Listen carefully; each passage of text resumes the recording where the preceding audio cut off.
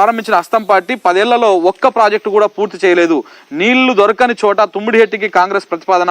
కేంద్రంలో అధికారంలో ఉండి ఒక్క అనుమతి తేలేదు. కనీసము మహారాష్ట్రతో అంతర్రాష్ట్ర ఒప్పందం కూడా చేసుకోలేదు.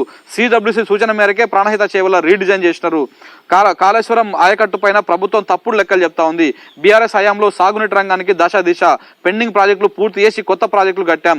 అసెంబ్లీలో శ్వేతపత్రం పైన చర్చల్లో హరీష్ రావు మాట్లాడుతూ ఉన్నాడు. సో ఈ విధంగా ఇంకా ఆయన ఏమన్నాడు, ఎస్ఆర్ఎస్పి అంతర్భాగంగా నిర్మించిన మిడ్మానేరు ఉమ్మడి రాష్ట్రంలోనే పూర్తయింది. నీళ్లను గత ప్రభుత్వము ఇచ్చినట్టుగా ప్రచారం చేసుకుందని మన ఇరిగేషన్ శాఖ మంత్రి మాట్లాడుతూ ఉన్నాడు. ఎల్ఎండి మన మిడ్మానేరు ఎప్పుడు పూర్తయింది?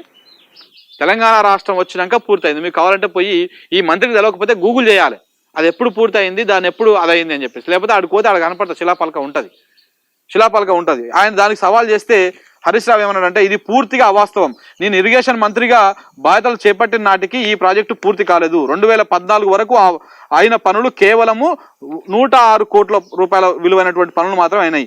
మేము వచ్చినాక ఈ ప్రాజెక్టును 775 కోట్ల రూపాయలు ఖర్చు చేసి 3 ఏళ్ల తర్వాత ఈ ప్రాజెక్టును పూర్తి చేసినాం. అంటే 2014లో వస్తే 2017లో ప్రాజెక్టు పూర్తి అయిపోయింది అనమాట. అంటే అప్పటిదాకా ఇది నడుస్తూనే ఉంది పని. మరి ఎవరు పూర్తి చేసినట్టు? ఇప్పుడు గతంలో మీరు ఒకసారి చూడండి, అబ్జర్వ్ చేయండి మిత్రులారా. కాంగ్రెస్లో ఒక గవర్నమెంట్ శంకుస్థాపన చేస్తే ఇంకొక గవర్నమెంట్ వచ్చి రిబ్బన్ కట్ చేసేది. ఏ ప్రాజెక్టు చూసుకున్నా కానీ ఒకటే గవర్నమెంట్లో పూర్తయిన ప్రాజెక్టులు ఒక్కటి కూడా లేవు. మీకు ఏమైనా తెలుసుంటే చెప్పండి. ఒక్కటి కూడా లేవు.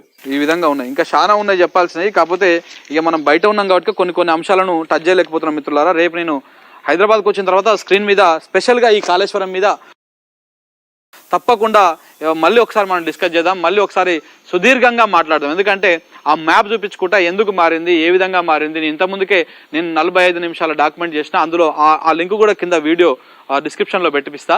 సో అది చూడండి. దాన్ని చూస్తూ మనం 2 రోజుల తర్వాత మళ్ళీ కాళేశ్వరం మీద మూసేసే కుట్ర చేస్తూ ఉన్నారు. ఇది మూసేస్తే ఏం జరుగుతుందంటే ఇంకా తెలంగాణ రాష్ట్రానికి నీళ్ళు వచ్చుడు కష్టమవుతుంది. తుమ్మిడిహెట్టు నుంచి రేవంత్ రెడ్డి, ఉత్తమ్ కుమార్ రెడ్డి పోయి తుమ్మిడిహెట్టు దగ్గర దుప్పట్లేసుకొని పండుకున్నా కానీ 50 టీఎంసీల కంటే ఒక్క సుక్క కూడా ఎక్కువ ఎత్తుకరాలేదు. సంవత్సరం అంతా కష్టపడ్డా కానీ. వాడు 152 మీటర్ల ఎఫ్ఆర్ఎల్కి మహారాష్ట్ర ఒప్పుకోదు. 148 మీటర్ల ఎఫ్ఆర్ఎల్తోని అక్కడ బరాజ్ కడితే 50 టీఎంసీలు వచ్చుడు మహా ఎక్కువ, అది గగనం. అక్కడ నుంచి 50 టీఎంసీల కంటే ఎక్కువ ఎత్తిపోసేటువంటి అవకాశం లేనే లేదు. మరి 50 టీఎంసీలు ఎత్తిపోసి ఎవరి ముక్కులో పెడతావు, ఎంతమందికి ఇస్తావు? 50 టీఎంసీలు అంటే అంతా కొడితే 5 లక్షల ఎకరాలకు నీళ్లు పోతాయి, అంతకంటే ఎక్కువ పోవు. మరి 36 లక్షల ఎకరాలకు నీళ్లు ఇవ్వాలనేటువంటి ప్రపోజల్స్ ఎక్కడ? ఈ 5 లక్షలకు ఇవ్వాలనేటువంటి ప్రపోజల్స్ ఎక్కడ? సో కాబట్టి సరే చూద్దాం ఏం చేస్తారనేది చూద్దాము.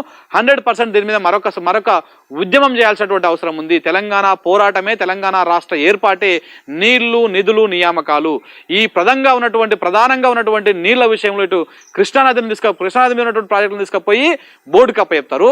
గోదావరిలో వచ్చేటువంటి నీళ్లను రాకుండా ఈ విధంగా కుట్ర చేసి ఈ విధంగా దాన్ని ఆ కాళేశ్వరాన్ని ఈ 3 బరాజులను మూసేసి కాళేశ్వరాన్ని నిర్వీర్యం చేసేటువంటి కుట్ర చేస్తా ఉన్నారు. ప్రజలారా, తెలంగాణ ప్రజలు మేల్కొనకపోతే మళ్ళీ మనము 60 ఏళ్ల నాటి గోసను మనం చూడాల్సి వస్తుంది.